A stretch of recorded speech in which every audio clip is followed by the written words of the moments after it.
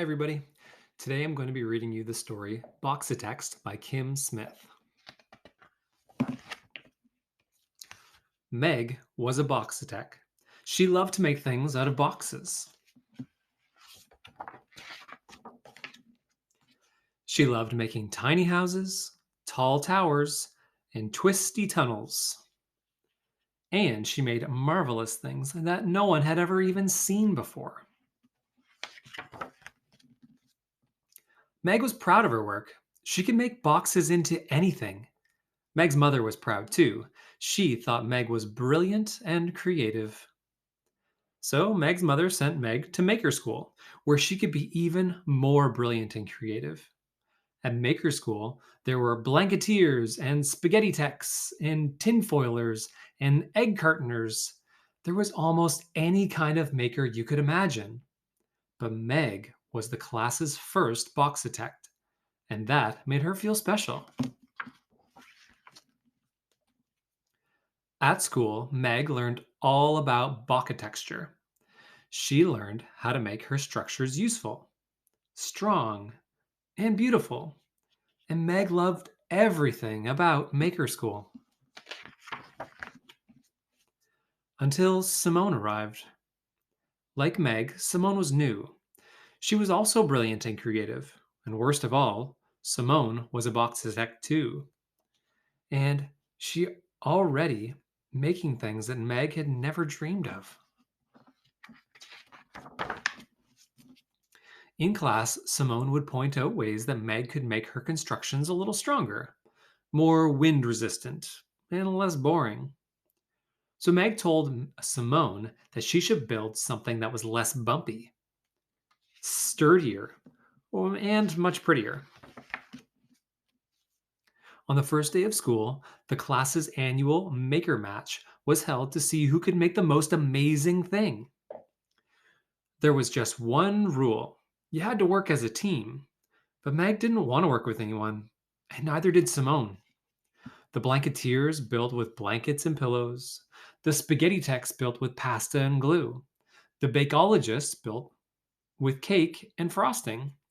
But the Boxitects were not building at all. They were arguing.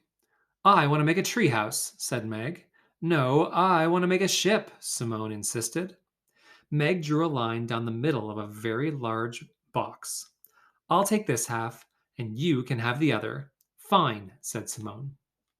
Soon, Meg noticed that her treehouse wasn't as large as Simone's ship, so she made her side taller and more impressive. When Simone noticed what Meg's treehouse was getting to be a little bit taller than her ship, she made her side higher and more extraordinary.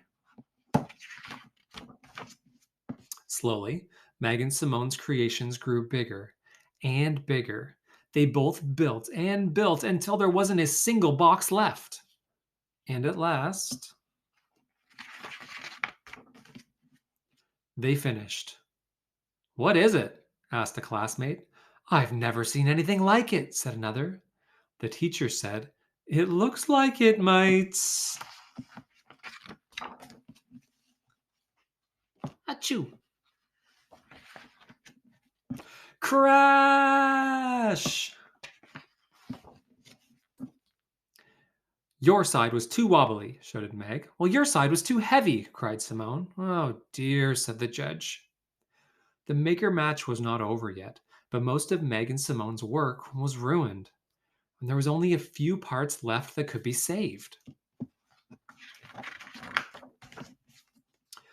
If we combine my treehouse with your ship, Meg started, we might be able to make one thing, she finished.